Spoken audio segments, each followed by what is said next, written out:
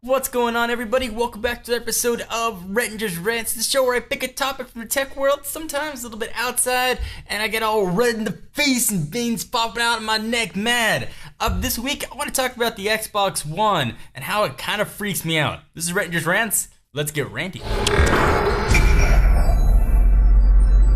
So last week, Microsoft took the wraps off their new next generation console, which I guess now is this generation console, called the Xbox One. It's called the One. It's supposed to be the one box that can do everything. Play your games, stream your media, take over your cable box, really just do everything that you need from every component in your cabinet. So it sounds awesome, and it sounds awesome to me too. I love gaming on consoles. I game on the Xbox, PS3.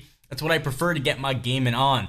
But there's some things about it that really creep me out and grind my gears, so to speak. So in order for the Xbox One to work, it's going to require Kinect, and it's this fancy new Kinect that sends a billion points on your body. It's a 1080p camera. It's also demonstrations of this thing working, and it was really, really cool, but also a little bit on the creepy side. So Xbox One has voice commands. So essentially you can turn on your Xbox, you can say Xbox on, whatever the command is, and it's going to turn on.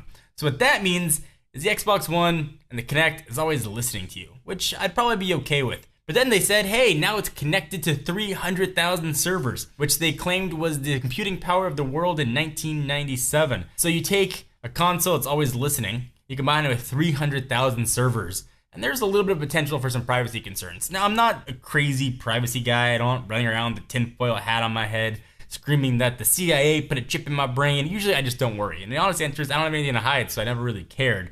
But I'm not worried about what Microsoft could do, but I'm worried about what hackers could do.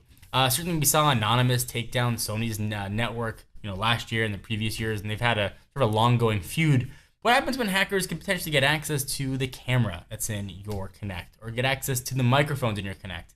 I brought up this question on Twitter, and everybody responded with, turn it around or put something over it. But it's not going to cover the microphones. People can still hear, and that just really strikes me as creepy. And it sort of got me wondering if we're starting to sacrifice privacy for the betterment of technology.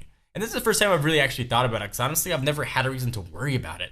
I never cared if someone was listening to my cell phone, which I guess is kind of the same thing. But for some reason, the Xbox One and that Kinect just really rubbed me the wrong way a little when it came to what it could do and the capabilities. Now, certainly all the gaming stuff it could do was great. The fact there's a console that can always listen to everything I'm saying, could potentially be accessed by Microsoft or a third party if there was a subpoena to get access to it, could be just very, very, very disconcerting to me.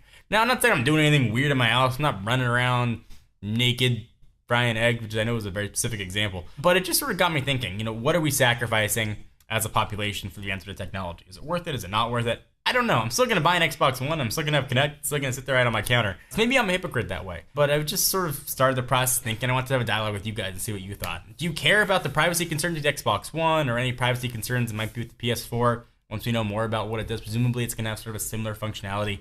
But I really just want to hear your guys' thoughts on it. Please leave your comments down below. Thank you guys for watching the episode of Rettinger's Rants. It's a bit of a melancholy rant, so to speak. I got kind of cerebral about it. I'd love to hear your thoughts. Again, leave them down below. Check us out at technobuffalo.com. Please give this video a thumbs up. We most definitely appreciate it. I'm John Rettinger, and I'll see you next video.